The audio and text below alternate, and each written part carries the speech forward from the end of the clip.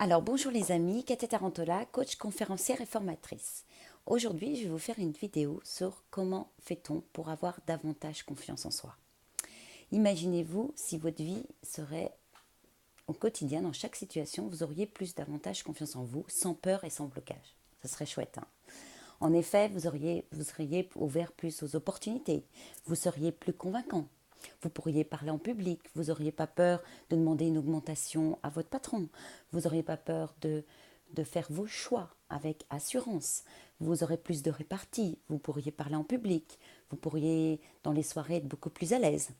Donc, ça serait l'idéal. Mais c'est vrai que ce n'est pas si facile et je vous comprends. Car c'est difficilement maîtrisable quand on se met à rougir, à bégayer, à manquer de répartie. Moi-même, je n'avais pas confiance en moi. Je me rappelle quand je travaillais en tant que salarié, je travaillais 50, 60 heures, voire 70 heures par semaine. Et je n'osais pas, pour aller demander une augmentation, j'avais des nœuds au ventre, je répétais mon discours. Enfin, vous voyez ce que je veux dire. Je n'étais pas sûre de moi du tout. Alors voilà ce que j'ai mis en place et les stratégies que je vais vous enseigner. 6 stratégies simples et infaillibles pour avoir davantage confiance en vous. Donc voyons comment on va s'y prendre. Donc déjà la première stratégie, c'est d'avoir un état ressource positif. C'est-à-dire dès le matin, d'aller dans l'intention d'être confiant. J'aime beaucoup le fait de mettre l'intention dans quelque chose. C'est complètement différent. L'intention d'avoir confiance en vous, c'est peut-être de visualiser la situation qui vous angoisse, sur laquelle vous avez des doutes, et plutôt que de partir dans ce schéma, je ne suis pas capable, j'ai peur, etc., comment ça va se passer, eh bien de plutôt visualiser cette situation, d'inspirer, fermer les yeux, et d'aller voir comment au mieux ça peut se passer quand vous êtes au top du top. Faites comme si. Avoir l'intention d'être confiant, c'est faites comme si. Par exemple, vous prenez un nouveau poste, on vous a donné plus de responsabilités dans votre entreprise et vous faites, même si vous ne connaissez pas le poste de manager, mais vous avez les compétences puisqu'on vous a mis à ce poste-là. Alors faites comme si vous aviez déjà fait ça. Faites comme si vous êtes un chef d'entreprise qui a réussi. Faites comme si vous aviez confiance en vous. Faites comme si vous aviez de l'assurance, comme si vous saviez. C'est pas du tout se berner des gens, c'est avoir remonté la confiance, le degré, le curseur de confiance en vous. Deuxièmement, la deuxième stratégie, définir son important. Parce qu'en fait, ce n'est pas la situation, en fait, c'est plutôt la perception de la situation qui vous donne un manque de confiance. Parce que la confiance, vous avez cette compétence-là en vous. Quand vous, par exemple, vous allez acheter votre pain, quand vous conduisez, vous avez confiance en vous. Donc, c'est plutôt la perception de la situation qui vous fait que vous doutez ou vous avez des craintes. Et du coup, vous manquez de confiance en vous. Donc, si vous définissez votre important, en quoi c'est important pour moi d'aller augmenter cette augmentation? Parce que vous avez de la valeur, vous avez fourni du travail, vous avez fourni des résultats. Et vous allez donner, j'ai besoin de reconnaissance, de me sentir valorisé par rapport à ça peut-être. Et bien donc ça, c'est vous allez focaliser sur les besoins et les valeurs. Donc définir son important en focalisant sur vos besoins et vos valeurs. La troisième stratégie, ça va être de définir les objectifs beaucoup plus précis. Plutôt que de focaliser sur les résultats, moi ça je l'ai beaucoup utilisé. Bon, ben, quand on focalise sur les résultats de réussir ou d'avoir ce qu'on veut, etc., eh bien, on va se mettre une pression, un stress, et du coup, on manque de confiance en nous, on est un peu perdu. Plutôt que d'aller focaliser, donc, plutôt que de focaliser sur le résultat, allez définir votre objectif. Et une fois que l'objectif est bien défini de ce que vous attendez de cette situation, vous allez mettre les actions qui dépendent de vous en place et avancer pas à pas. Et vous focaliser sur chaque action va vous permettre de voir que vous avancez, vous progressez. Et du coup, vous allez remonter vraiment le curseur de confiance en vous.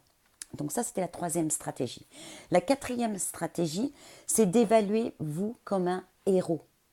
Vous avez progressé, vous avez fait des victoires, vous avez eu des réussites, mais seulement l'humain n'a pas tendance à aller évaluer ça, ce qui est positif chez nous.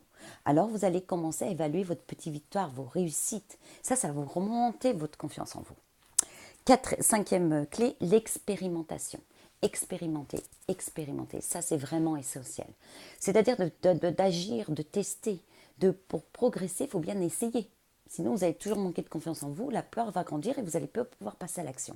Donc, d'expérimenter ce qui vous fait peur, en fait, pour pouvoir bien, avoir des feedbacks, de progresser et d'améliorer ce que vous êtes en train de faire et de faire des actions imparfaites, inspirantes. C'est-à-dire de rentrer dans l'action toute façon, vous ne pourrez pas être parfait dès le début. Vous allez devoir expérimenter pour être confortable dans l'inconfortable, comme dirait un de mes grands maîtres coach, Martin Latulippe. Donc, action imparfaite, inspirante, expérimenter, expérimenter pour augmenter la confiance en vous. Quand j'ai commencé mes ateliers conférences, j'avais les jetons avant. J'avais vraiment peur. Mais d'expérimenter, j'ai pris de la confiance en moi. Et j'ai progressé en plus. C'est pour amener de la valeur ajoutée à ces personnes qui me suivaient. Et la 6e et dernière stratégie, ça va être un exercice en fait qui m'a beaucoup aidé moi-même. Et si, plutôt que de dire ah ouais, si je pars à cette heure-là, je vais être en retard et vous montez en stress, etc. Et si je pars à 8 heures comme prévu et que j'arrive à l'heure et que tout se passe bien sur la route, voilà, vous allez remonter la confiance en vous. Et si je fais une vidéo et que j'ai que des critiques sur ma vidéo? Et si je fais ma vidéo et que cela apporte au moins de la valeur ajoutée à certaines personnes et que ça les fasse avancer? Vous voyez qu'on est dans un état différent d'attitude, de comportement quand on fait un process différent dans son cerveau. Parce que ce que vous mettez dans votre cerveau, les pensées créent votre réalité. Donc de mettre un état, je reprends les 6 stratégies, de mettre un état ressource positif en vous. De visualiser la situation, d'avoir une perception différente de la situation en fait. Faites comme si, c'est-à-dire la 2e stratégie, faites comme si, définir votre important, définir votre important et focaliser sur vos besoins et vos valeurs. La 3e, définir vos objectifs et plutôt que d'axer sur l'objectif, mais plutôt s'axer sur les pas à pas. Évaluez-vous comme un héros, vos réussites, vos victoires qui vont remonter la confiance en vous. Faites expérimenter et progresser avec des actions imparfaites, inspirantes. Et la 6e, changer le process et si plutôt que d'avoir des craintes, changez-le en positif, ça va changer les choses. Alors voilà, j'espère que cette vidéo vous a apporté de la valeur et que ça va vous aider à grandir et à avoir confiance en vous. N'hésitez pas à laisser votre commentaire sous la vidéo, avec plaisir je vous y répondrai.